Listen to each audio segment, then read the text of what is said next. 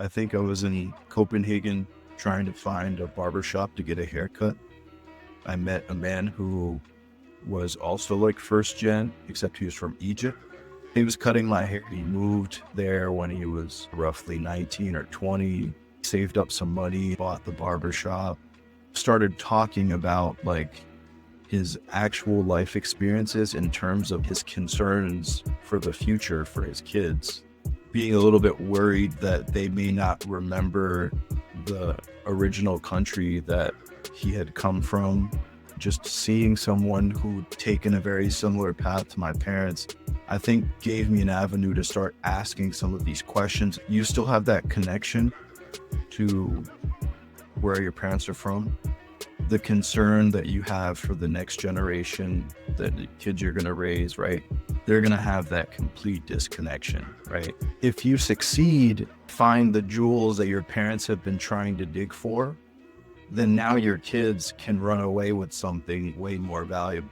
But it's really up to you to figure out how you can just mold this culture, this identity that you have into something that maybe weighs a little bit less and makes it a whole lot easier for them to just keep running with whatever your parents started with. Welcome back to Bridge to Self. I'm your host, Ben Arthur, joined this week by Kenneth Nti. He is a Ghanaian American architecture designer and researcher based out of Seattle. He's like family. I consider him more like a cousin. So my dad and his mom grew up together in a mission house back in Ghana. So our family ties go back really deep. And Max Prempe, his younger brother, was a guest on the show a month or two ago. So excited to finally have Kenneth on. Kenneth, it's good to see you, bro. Thank you so much for doing this. How's everything going? And happy birthday, by the way. We are recording this on, August 29th, 2025. So happy birthday as well. Yeah, thanks, man. I appreciate it. Thanks for having me. To just kind of hop in, I guess, so the audience knows kind of what your context is. What do they need to know about your cultural background at home to understand the man you are in this moment? Yeah, being similar to what you mentioned, coming from a background of parents that come from Ghana, that's a really informative experience in growing up, experiencing both sides of, where your parents are from, but also sort of the exact context of what you're growing up in. And so it's been interesting. I think learning two sides of the coin is one way of putting it. And understanding that there's a lot of depth there. There's a lot of history to uncover and a lot of good questions to ask and a lot of valuable lessons to learn. When there are two sides of the coin, how do you find yourself within that? Or what has maybe worked for you, I should say, because I know everyone kind of attacks it differently. So for you, maybe how have you maybe found or tried to find who you are when there are two different sides to it, as you say?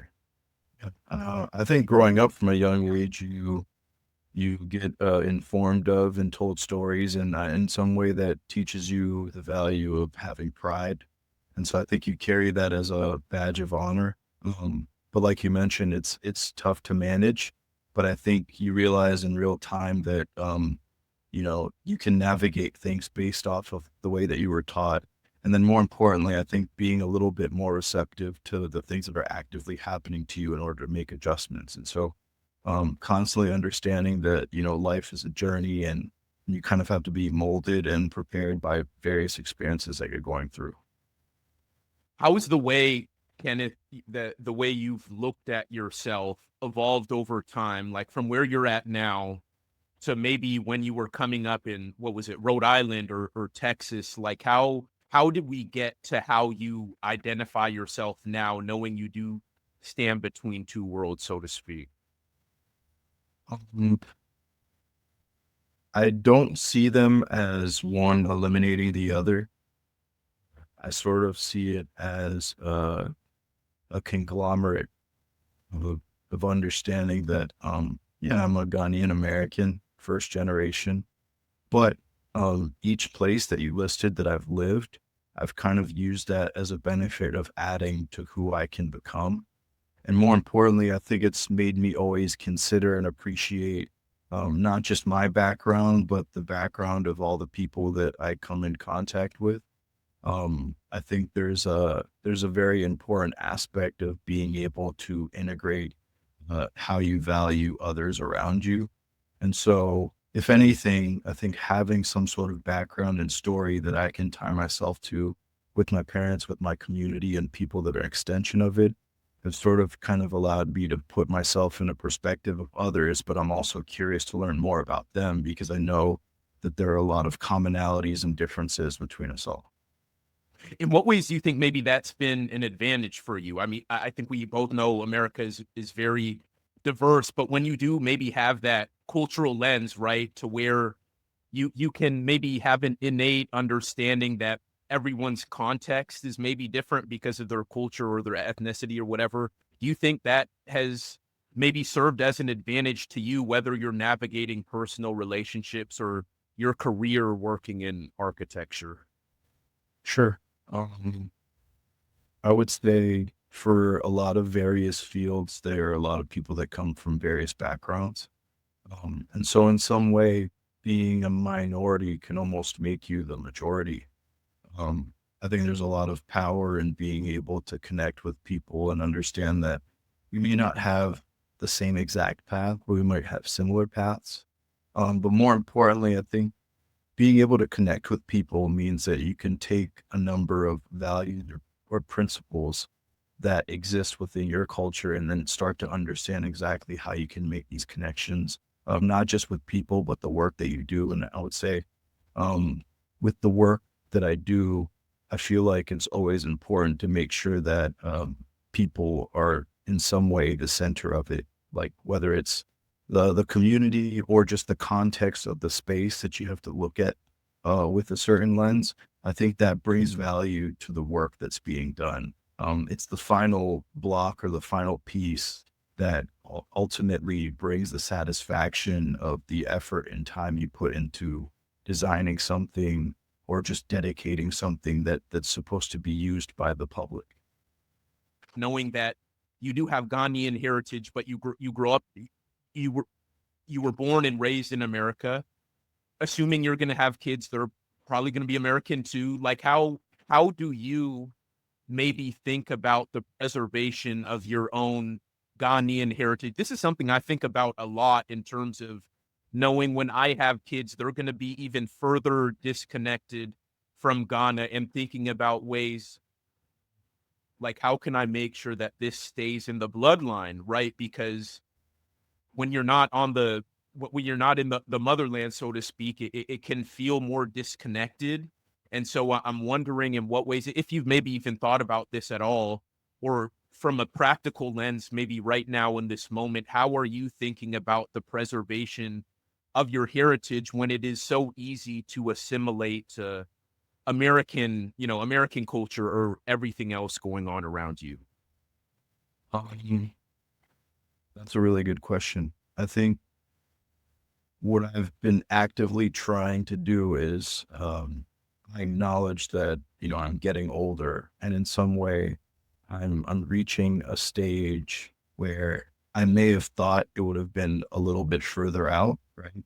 Um, like we're getting to the point where we can kind of understand exactly what our parents were trying to do at the same age, because this is roughly around the time that they made that big jump or that big move.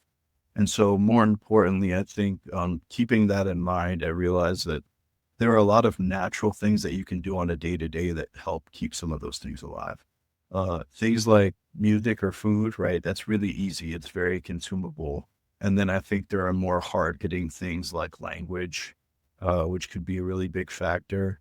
Um, and then I think moving forward, I realize that there's a lot of power to understand what you want to pull from each aspect of your life experience.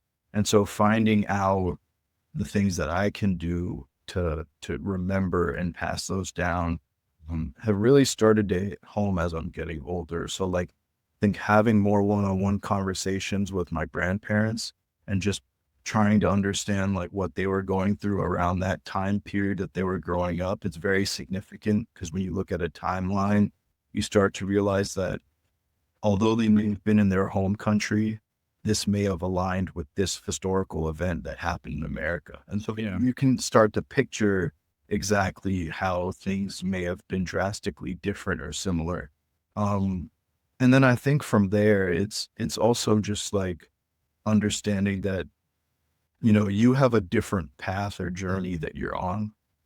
Um, and you can incorporate a lot of what you're actively seeing now, along with the things that you've been taught by your parents. So with that sort of being said, um, there's this thing that I've been trying to do lately where I take some time, at least one day of the week, like on a Sunday, and I do like a voice recording to talk about how my week went. But I try to be fairly thorough and really talk about, maybe the ups and downs, the things that were challenging. Because I knew that, growing up, it was a very community-based experience. People talk about, being raised by a village, and I think that means a lot because your parents can be there to support you and provide you with everything that you need. But if you don't have the resource directly in front of you, then there's always someone else around you that can also help you support.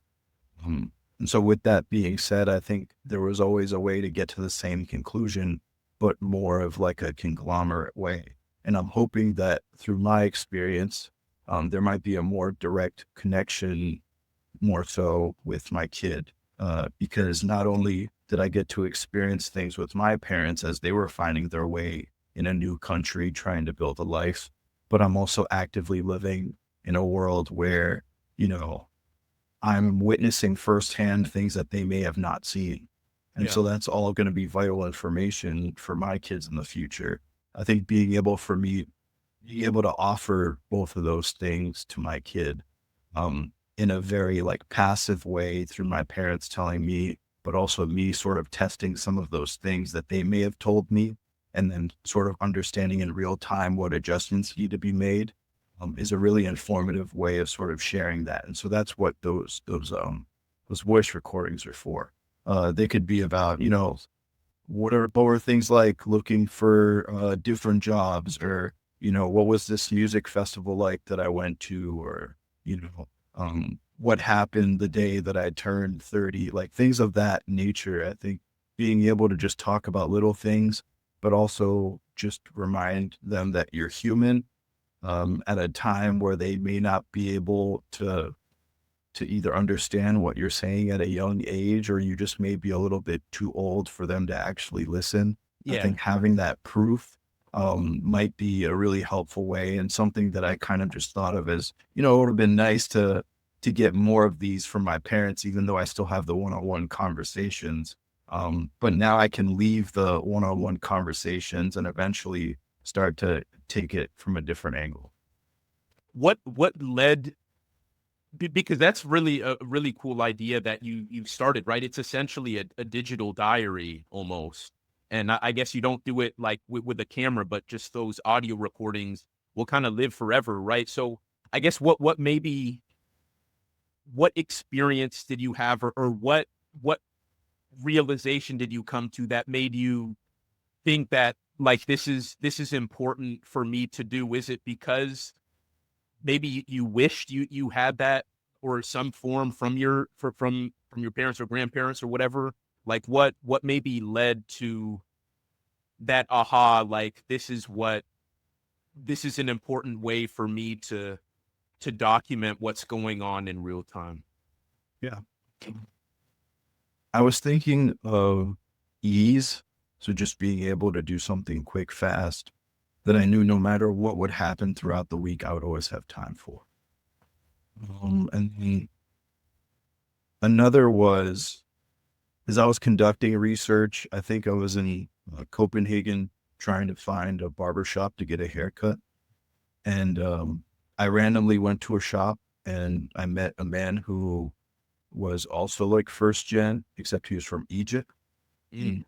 While he was cutting my hair, he was basically telling me how he moved there when he was, roughly 19 or 20. He saved up some money and bought the barber shop. But then he also started talking about like his actual life experiences in terms of like maybe his concerns for the future for his kids. Being a little bit worried that they may not remember the original country that he had come from. I think actively witnessing how his kids had to really put themselves in a new environment in order to adjust because of this move that he had made. Um, and I think I was recording myself walking through town and completely forgot to stop recording. So by the time I sat in the barber shop, I now recorded this full 45-minute conversation that I was having with him. And it was a really good exchange, and it happened naturally because, you know, someone from across the world just flew to your country and randomly stumbled upon your barbershop. So you're just as curious as I am when I'm navigating this city, trying to understand more about it. So ironically, just seeing someone who'd taken a very similar path to my parents, I think gave me an avenue to start asking some of these questions in terms of like his concerns, what makes him happy, the opportunities that he's had. And he gave me a very like clear, blunt response for each question. And then more importantly, I think he was sort of happy and also laughing at the fact that I caught the recording because he felt like it was a really good conversation to have. He'd never really had anybody ask him that series of questions before. And so it was a really good takeaway. And I think it started to influence the way that I wanted to look at just the overall experience about being in a different country, because that's sort of the closest thing for the moment that I can sort of understand with my parents in terms of coming here and making adjustments and having to go out and find these things that you need, and just hoping that you can find everything. You mentioned the kind of connection between this Egyptian gentleman's story and kind of the story of your family, right? Your parents coming here. I'm wondering how has being like a second generation African, like first generation of your family to like kind of be born and raised here, how do you think that has maybe shaped your mentality, your drive, how you attack life, knowing what your family gave up, what they sacrificed, what they went through, the hopes and dreams they had to come here? How was all of that informed and molded your approach now? Yeah, I would say the focus relatively stays the same, but there are periods where it constantly sways back and forth. Um, More importantly, I think I learned a lot of valuable things like, hard work or I think having a level head. And so, like, maintaining my emotions and learning how to communicate when things aren't going the right way.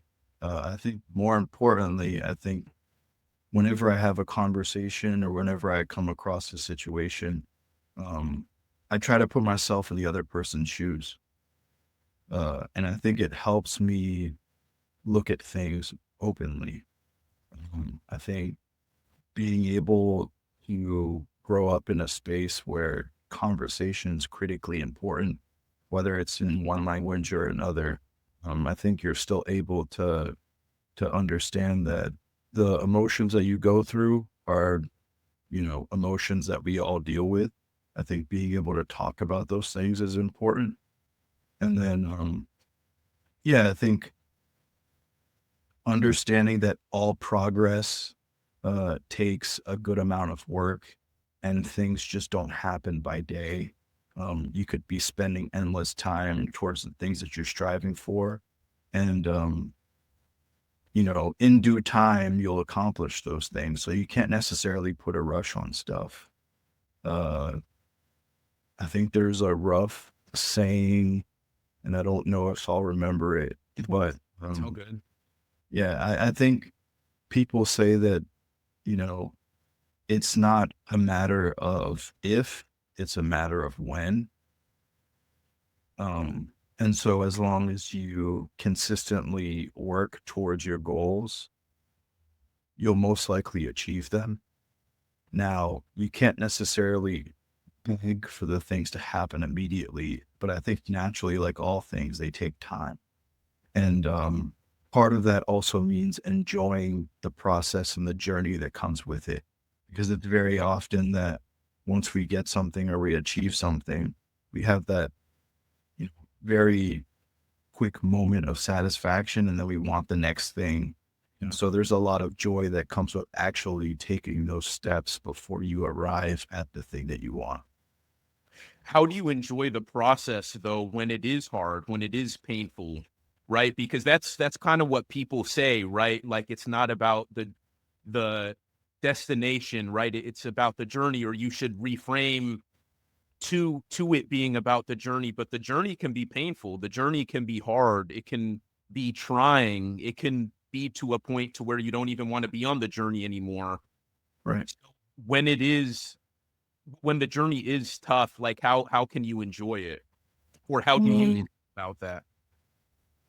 It's iterative, meaning you'll have to constantly evolve and you'll fail like a lot of things, but I think there's always valuable lessons to take away from it. I kind of see it as like a two birds, one stone sort of situation. So before I embark on something, um, I try to plan if possible. And if I do, I look at the possible results, but also the takeaways. And so if I strive for something and I don't get it, I think about the takeaways that I got from it. Maybe I gained a new skill. Maybe I met some people along the way. Maybe I have a new eye to look at the same thing that I've been constantly working on. And I think in some way it kind of helps shape me into a better version of myself.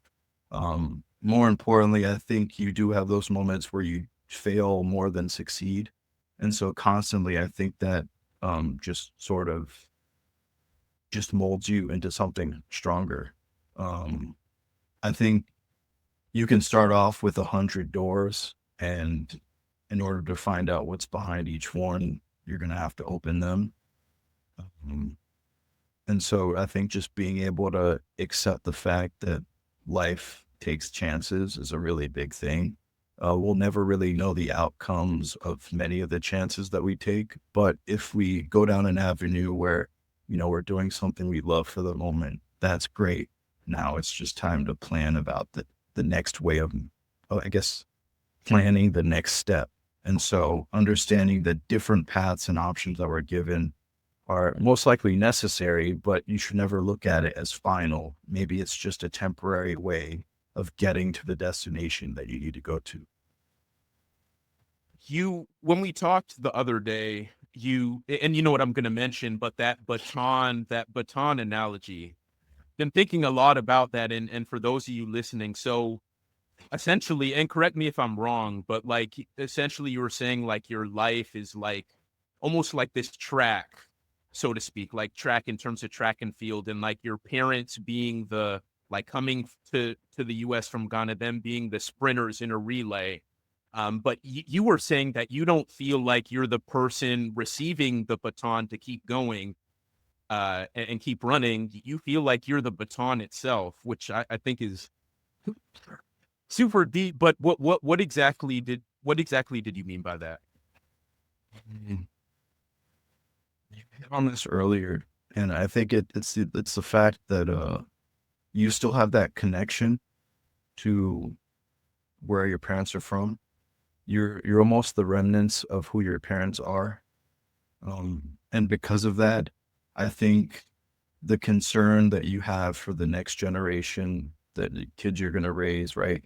They're going to have that complete disconnection, right? Like you're raising them. You're not necessarily your parents because you didn't grow up back home.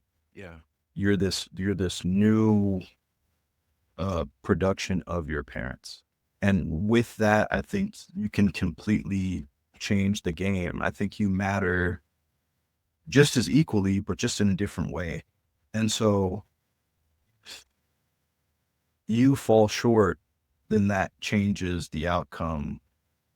Or if you succeed and find the jewels that your parents have been trying to dig for, then now your kids can run away with something way more valuable. And so I kind of just see it as like being that step towards the true success. I think there's a very common goal for a lot of families that move here is to, grant their kids an opportunity to have a very ambitious hobby or job that makes them happy. And with that, the return allows them to sort of bypass the struggle that comes with being that first generation. And so with all the tips, the valuable lessons, the voice recordings, the videos, they can hopefully hit the ground running a whole lot faster than you did because you had to sort of take half and half. So it's really up to you to figure out how you can just, mold this culture, this identity that you have into something that maybe weighs a little bit less and makes it a whole lot easier for them to just keep running with whatever your parents started with. But to kind of take it back to the analogy, when we are the baton, though, it's Yeah. almost like we don't have as much control over. I don't know where I'm going with this, but it's almost like we don't have as much control, right? We're at the mercy of the person holding the baton and the person who's supposed to receive the baton. So, like, I guess how much autonomy do we really have if we're just like the bridge, right? Does that even make sense? Like, if you have the African parent come to the US or whatever, and then like the third generation, like our kid being, you know, product of us, them receiving the baton, like what is the what is the autonomy that we can find in our own lives when it's like it's almost our responsibility to be the bridge? Like, what if we don't want to be the bridge? What if we want to be, what if we want to find our own autonomy within that, like find our own path? Like, what if we don't want to connect to our to the roots, to the cultural roots? Like, how does, I guess I don't know if I'm even making sense, but I'm just thinking like, because of that nuanced space we're in when we're not maybe 100% one or the other, like how do you think about, I guess, the choices that we make or that we have to make in life when it's kind of hard to fully identify with one thing, if that makes sense? Yeah. Um, that's a really good question. I think that's a journey that everyone else has to go on. Just because um, I wouldn't say you're stuck in a mold when you think about the physical sense of the baton. Yeah. I think the ability to constantly have power to change the narrative is the way I see the value of the baton.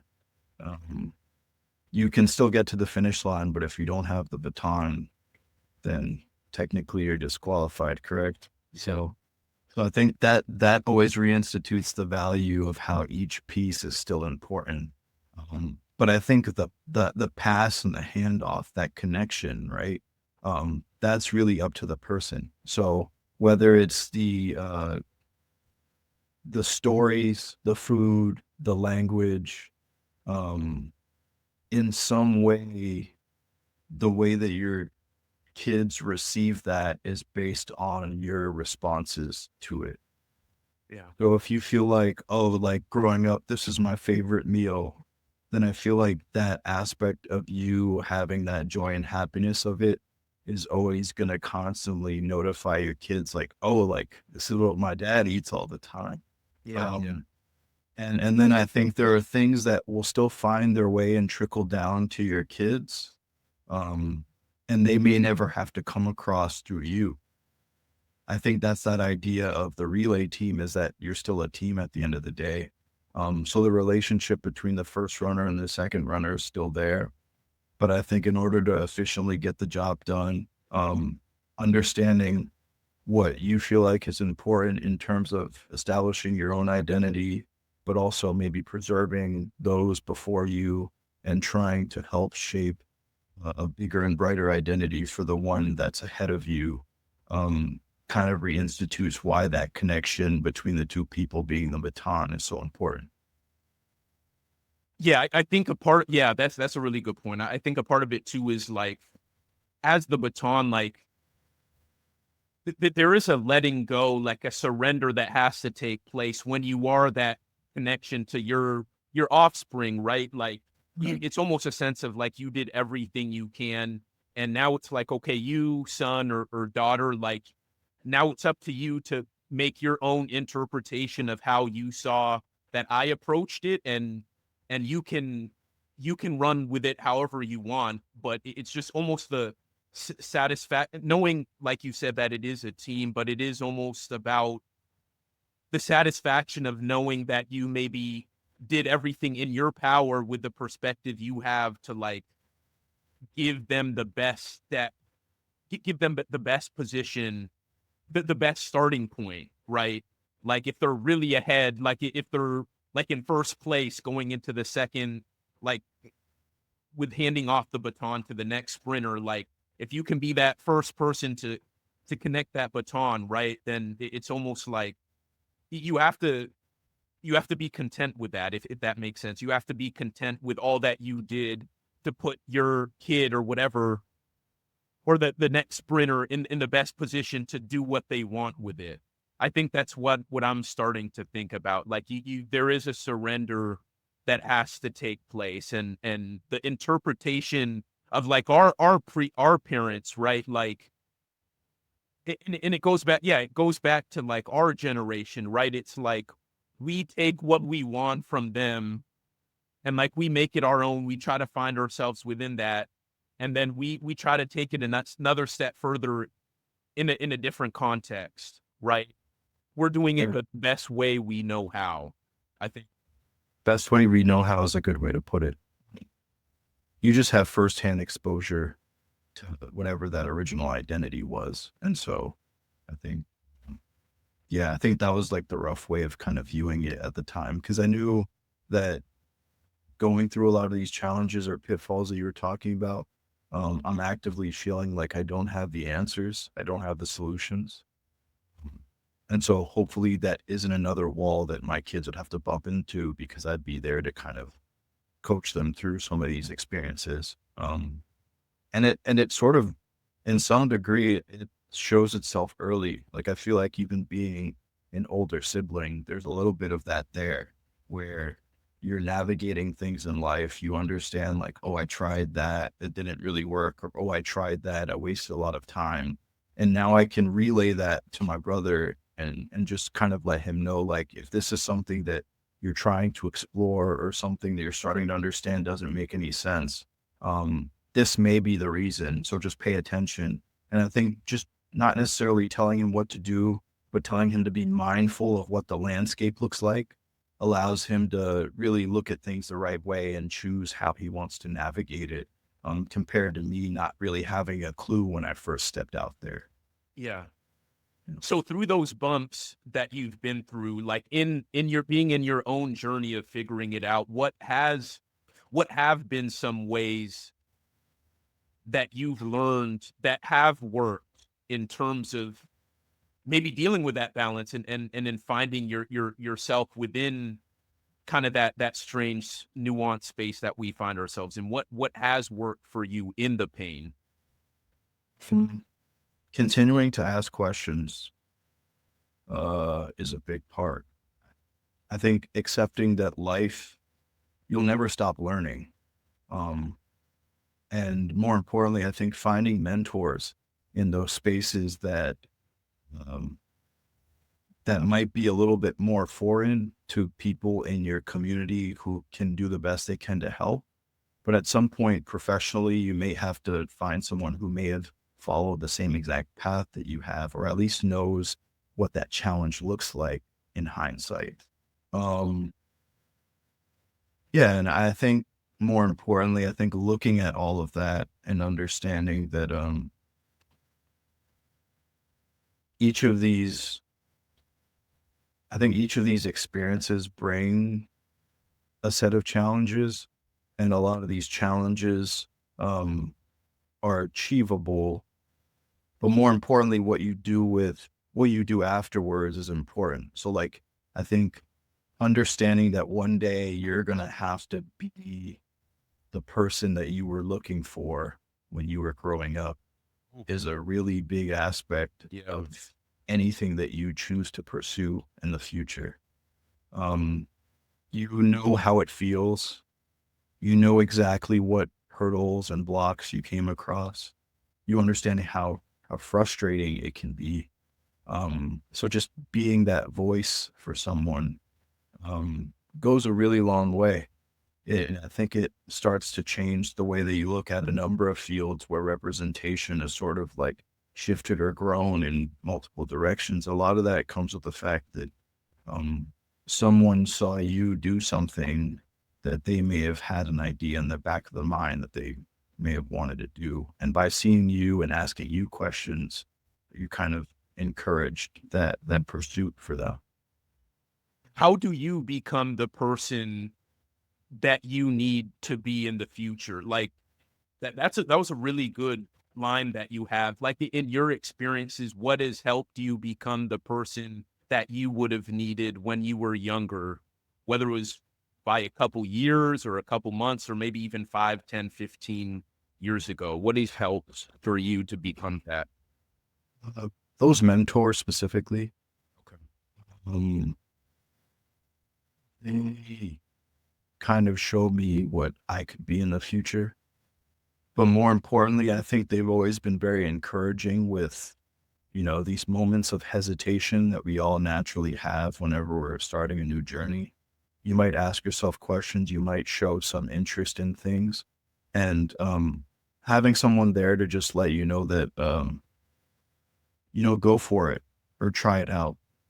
And at least by trying it out, you'll learn more about yourself. You can either add that to the set of skills that you want to acquire, or you can exit off and maybe look at another option. And, I think one thing that I did very well when I was young was I was always really good at coming up with a plan. But unfortunately, that's not how life works, right? Life can be a little unpredictable. And so coming up with a plan is great, but actually following through and committing some action and testing these theories that you have and these ideas is more important. So now that I've been able to sort of drift from the idea of being a great planner, but now actually taking chances at the things that I'm planning, or even just exploring the things that I'm interested in, I start to understand the importance of learning valuable lessons through failure, but also more importantly, coming across things that I'm finding myself very interested in that have really helped shape the space that I work in or the hobbies that I enjoy.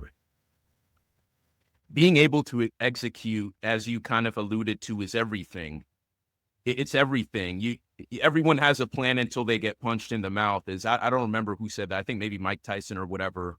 Like everyone, you can plan everything, but it doesn't. It ultimately doesn't matter if you don't take the steps to actually initiate it, to actually um to take the steps to make those to manifest that. And I think that where was I going with that? Well, I wanted to, I don't know how I was going to do this, but I wanted to tie that into how you view your future, right? And we've talked about this whole being the sprinter thing, like the baton, handing it off to the next generation and everything. How as the baton, so to speak, in the language we use, where do you want the next generation of you to be because of the actions you took? Like what platform do you want to make sure that they have, or resources or whatever do you want them to have, um that you kind of that you're kind of setting out for, so to speak, if that makes sense. Yeah. I think being able to emphasize certain things from when I was taught at a younger age is important. Mhm. I think education is a really big aspect of it, but not even just like in the concrete sense of like going to school, going to college, but more so like, living in a world that teaches you a lot of valuable lessons. Um, I think learning the value and importance of making decisions is a really big thing too. Um, and if it works out that way, the idea of really understanding the value of community, I think that's a very important aspect. It may look different for different people, and that's totally fine. But I think having a support system where you can actively keep up the communication, discuss various topics, get different points of view, I think open up that way of seeing the world. Um, and then having time to explore the things that you're passionate about. Um, I know like people have a very interesting saying of like, once you find out what you love to do, you'll never work another day in your life. And I think it's still a relatively tough thing to gauge out on whether or not that could be true. But I think more importantly, I think finding value in what you do and doing everything with a purpose is really important. Mhm. Intrinsically, there's some way to always have people involved with the aspect of what you do. So finding out how you can optimize on that and maybe it influences the various fields of work that you want to do. I think that's a very important thing. Um, and I think seeing that with some of the aspects of my parents was important too. Uh, so with that being said, I think those core ideas that I've sort of taken and deduced down into some of these descriptions um, have been like a really good way of keeping that set of goals and values and thinking this is what I want to pass along. Because I think once you trim away at the things that may not be completely necessary, I think you're left with enough of a foundation to have the future build off of. I think if you reiterate the things that are important, they have the freedom to kind of do whatever they want. But I think the intention behind what they do has more purpose behind it. In terms of the reason I kind of started this show in terms of helping those who are in shoes like ours, right? When you're a second generation Black immigrant, second generation Black immigrant specifically, in your opinion, based on the experiences that you've had in your life or what you've seen, what do you think needs to exist or could exist, should exist in the marketplace that would help those in our shoes who do struggle when they do, like identity crisis is a big thing I hear in terms of like not knowing where you fit in, right? You're not really fully American, you're not really fully Ghanaian or Jamaican or whatever it is, and like trying to find yourself and your purpose within that while balancing more than one world or more than one reality. What do you think can or should needs to come to fruition that would better serve that audience, which I don't think personally has been served, has been ignored almost in my opinion.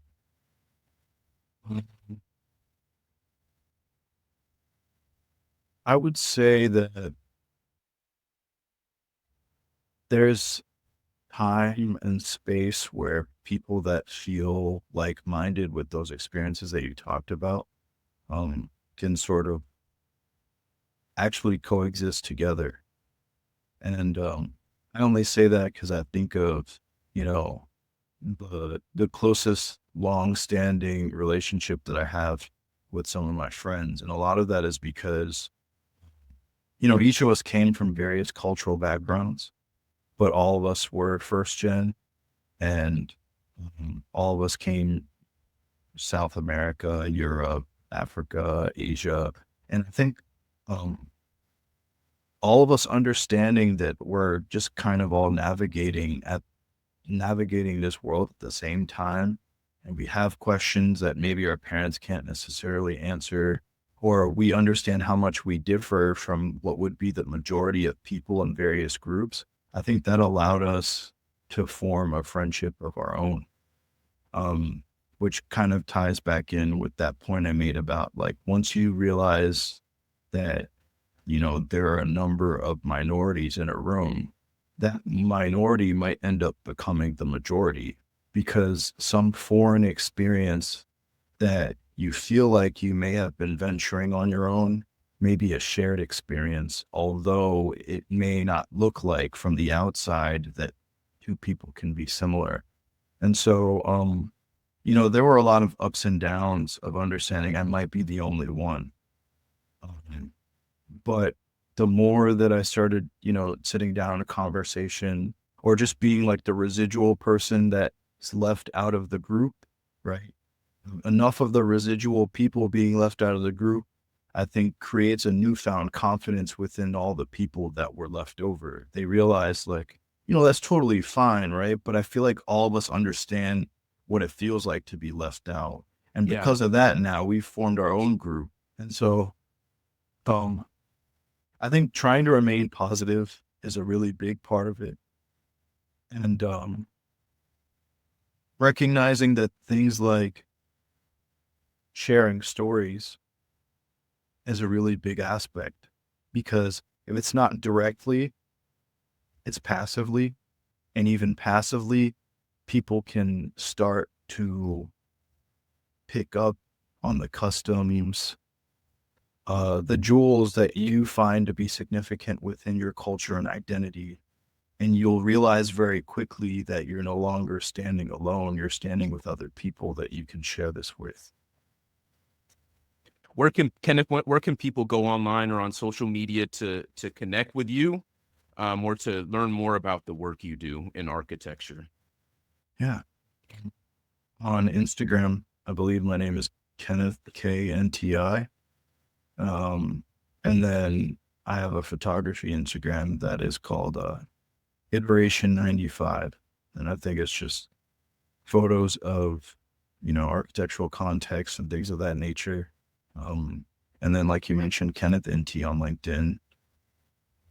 But other than that, I think, those are the three outlets that I kind of use to take some aspect of the way that I've grown up and find a way to materialize it in a various amount of work that I do, whether it's work related in the professional space or just casual stuff that I enjoy doing on my free time. What does it mean to you to unlock the highest version of self? It means understanding that there's a lot of work, never being satisfied, and